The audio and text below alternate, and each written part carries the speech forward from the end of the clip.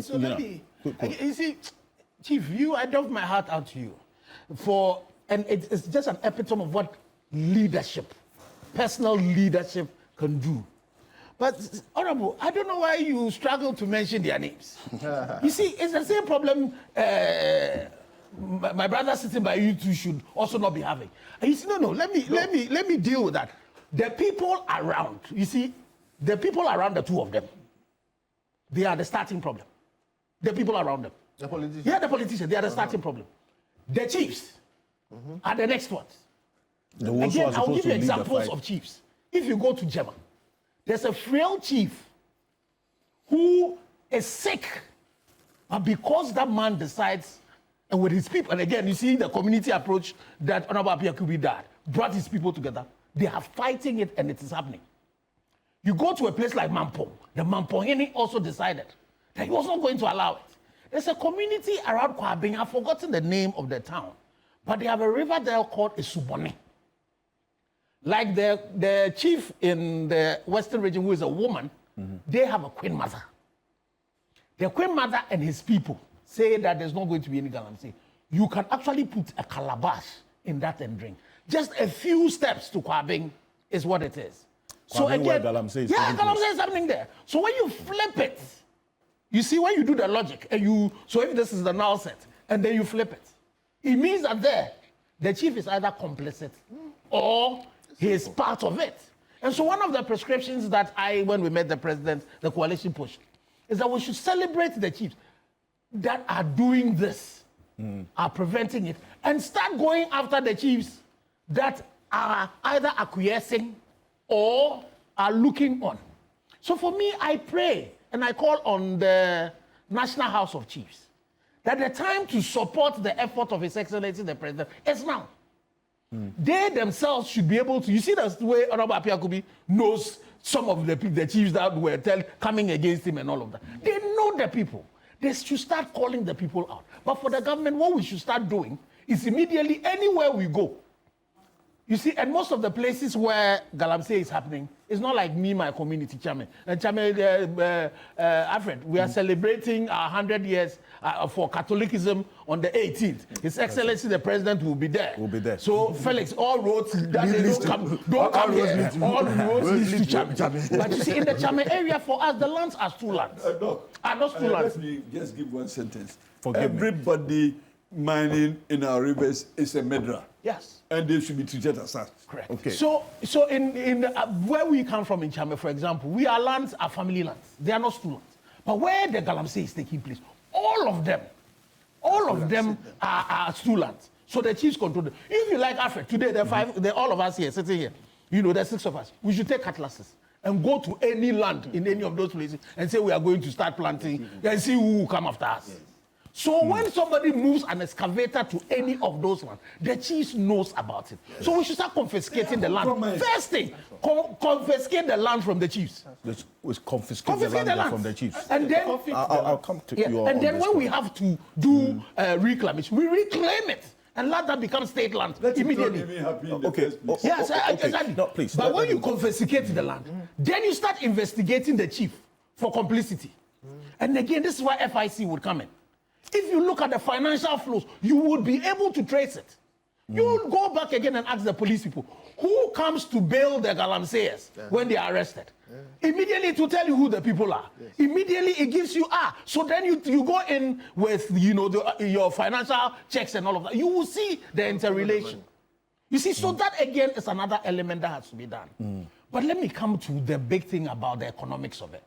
If you take an acre of land, of cocoa land, it will give you about $4,000 per annum. If you get now cocoa, the price of gold is now over 4,000. So maybe if you are lucky and there's gold there, you might get maybe about 8,000. But tell me, what happens to that land afterwards? It is completely gone. So you see again, so these are the places where the storytelling has to go. Go to the people who have sold their land to the galamseyers and see the poverty that is happening. The poverty that is happening after that is happening. So nobody's really telling, that story to them. So the allure is basically an Esau mentality. We are cutting our tongues and we are eating and we think we have some. They get poorer after they've given their lands. The only people who get to benefit are the criminals. And now Galamsey has become organized crime. It's become organized crime. And it is serious organized crime. And that's why for me, His Excellency the President, my call to him is that for selfish reasons, to preserve his presidency, he needs to win this particular fight. He needs to win it. Because you see, where we are getting to, and even for us in the large scale mining, we're getting to a place that if we're not careful, very soon, it's not only our cocoa that will not be able to sell. Very soon our gold too will not be able to sell. And in recent times, our cabbages and things, we are receiving the warnings. You know, so very soon they are going to now start saying that our gold is all now tainted. So it is important that at this stage we start dealing, you see, and the issues again are not the people you find in the pit. Like that 70,000 that Felix was mentioned. It is a kingpin that is sitting there who collects 70,000 from people and allows people to go and to go in. And that people know, they know them. And so we should start fishing, these people out. Unfortunately, you know what is happening? There's the British Ghana gold project that they are doing that is looking at the issues around illicit financial inflows. It's a good thing they've joined a Ghanaian doing it, but we need to own that quickly.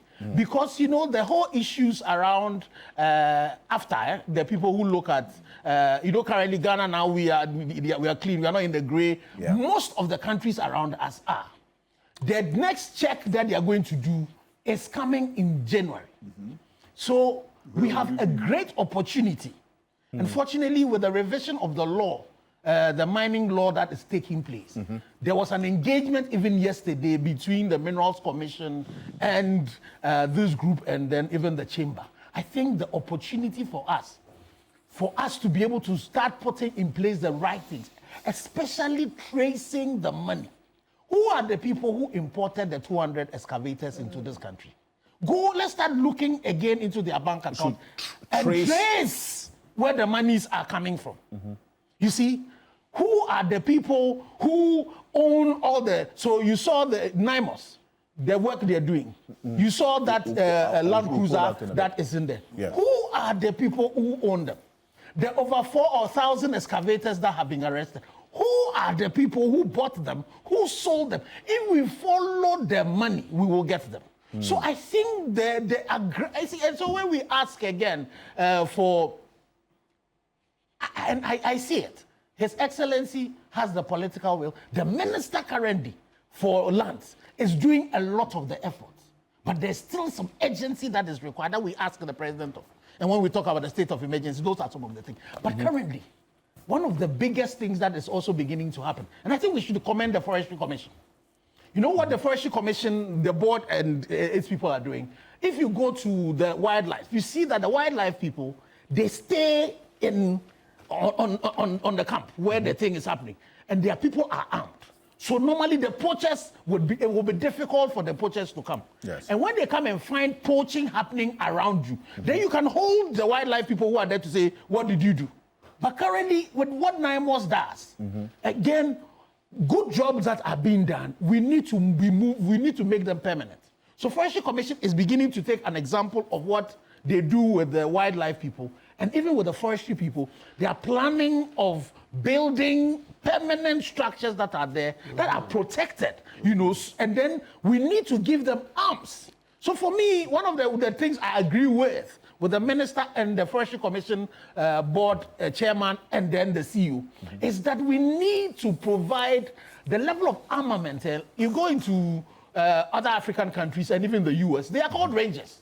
They have the weaponry they are carrying, the level of training given to them. It's like what the people at HRC do. When you come, they will deal with you. But because they are permanent there, if Felix goes to that place, for example, and he sees anything happening, he can tell them that where were you? Where were you when this thing happened? But currently, you know what happens? By the time, and I'm sure NIMOS themselves, they are doing it. By the time you go to the operation, you have to confiscate all the phones of all of these people. Because by the time you get there, if there were 22 excavators there, they have moved them. So you go and do the operation, and then you catch a few people. That is why. When they are going to, immediately they are going, they will tell them, oh, Charlie, you call, you better about 2 weeks, so you come. So 9 months, what I'm pleading with Felix to the president is that let's make them permanent in places.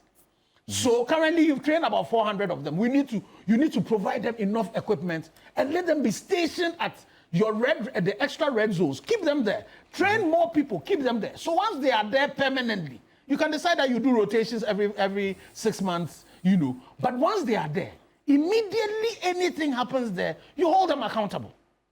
So that for me is a critical thing that you need to do.